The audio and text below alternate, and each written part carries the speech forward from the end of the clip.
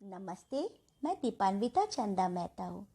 आइए आज आपको एक बहुत ही सुंदर कहानी सुनाए।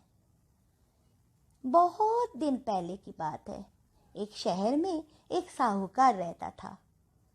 उसके 7 बेटे थे और एक प्यारी सी बिटिया थी। वो बेटी सातों भाइयों की प्यारी बहन थी। वो सदा एक साथ ही बैठकर खाना खाते थे। देखते देखते बचपन बीत गया। बहन की ब्याह एक राजा के घर में हुआ। एक दिन बहन मायके आई हुई थी और कार्तिक की चौथ आई, तो उस बहन ने अपनी भाभीियों के साथ साथ करवा चौथ का व्रत रखा। सारे भाई जब भोजन करने आए तो उन्होंने देखा कि उसकी बहन एकदम भूखी प्यासी बैठी है। वो अपनी बहन से पूछे और बोले, आ बहन, तू भी खाना खा ले। रसोई से उनकी माँ बोली, आज ये खाना नहीं खाएगी, इसका करवा चौथ का व्रत है, जब चांद निकलेगा तभी खाना खाएगी। भाई अपनी बहन को यूं भूखा प्यासा नहीं देख सका, तो सारे भाइयों ने ये तय किया कि चलो इसको चांद दिखा देते हैं। इन लोगों ने छल कपट से जंगल में आग जलाकर छलनी में से नकली चांद दिखा दिया और बहन खुश हो गई। उसने भाभीियों से कहा, चलो चलो भाभी, चांद निकल आया है, चलो अर्घ देते हैं। तो उसकी भाभियां बोली, ये तो तेरा चांद निकला है ननद जी, हमारा तो रात को ही निकलेगा। पर उसने अपने भाइयों पर बहुत विश्वास किया। उसने सोचा, चांद जब भाई बोल रहा है निकल गया है तो जरूर निकल गया है, और उसने बड़े भोले मन से चांद को अर्घ दे दिया और भाइयों के संग खाना खाने बैठ गई।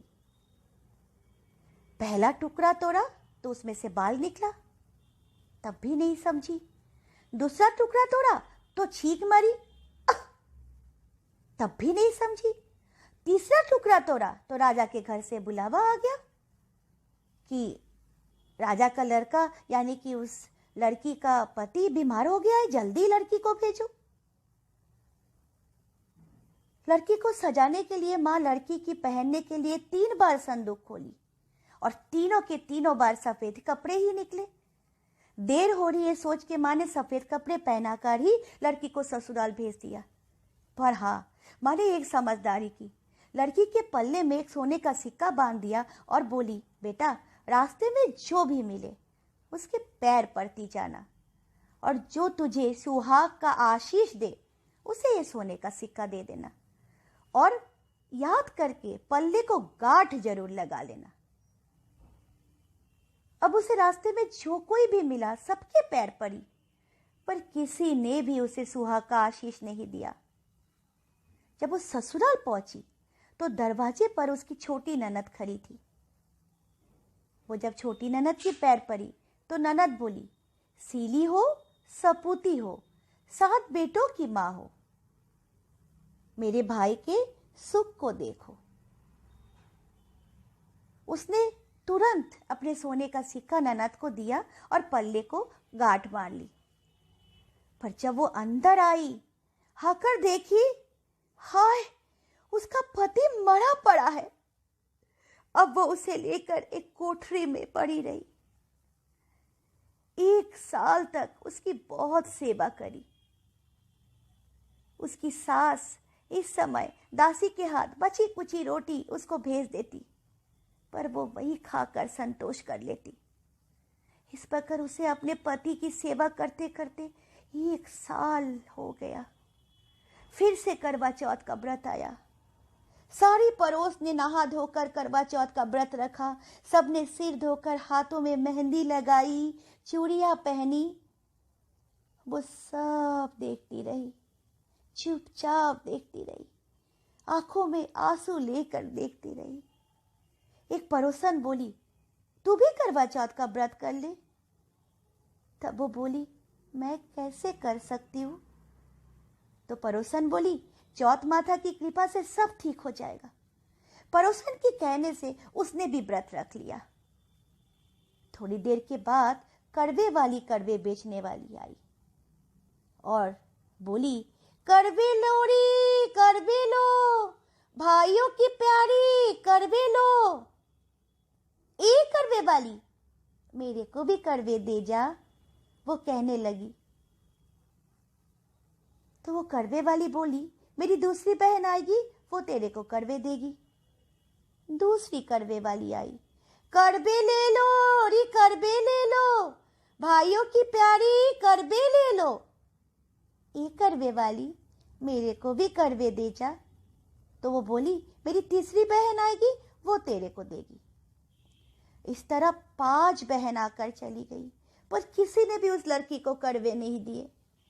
फिर छठी बहन जब आई और बोली, मेरी 7वीं बहन जब आएगी, वो तुझे कड़वे देगी। बस तू सारे रास्ते में कांटे बिखेर कर रख देना। जब वो खूब चिल्लाती हुई आएगी तो उसके पैर में कांटा चुभ जाएगा। तब तू सुई लेकर बैठ जाना और उसका पैर पकड़कर छोड़ना मत और उसके पैर का कांटा निकाल देना, तो वो तेरे को आशीर्वाद देगी। भाई जियो साई जियो। जब वो तुझे आशीर्वाद देगी, उससे कड़वे मांग लेना, तब वो तुझे कड़वे देकर जाएगी और फिर तू उजमन करना, जिससे तेरा पति अच्छा हो जाएगा। अब उसने वैसा ही किया, सारे रास्ते में कांटे बिछा दिए। जब वो 7वीं बहन यानी कि कड़वे वाली की 7वीं बहन कड़वे लेकर खूब चिल्लाती हुई आई तो उसके पैर में कांटा चुभ गया।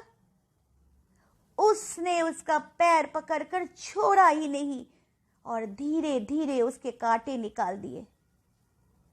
खुश होकर वो 7वीं बहन ने उसको आशीर्वाद दिया। तब वो बोली, जब तूने मुझे आशीर्वाद दिया तो कड़वे भी देकर जा।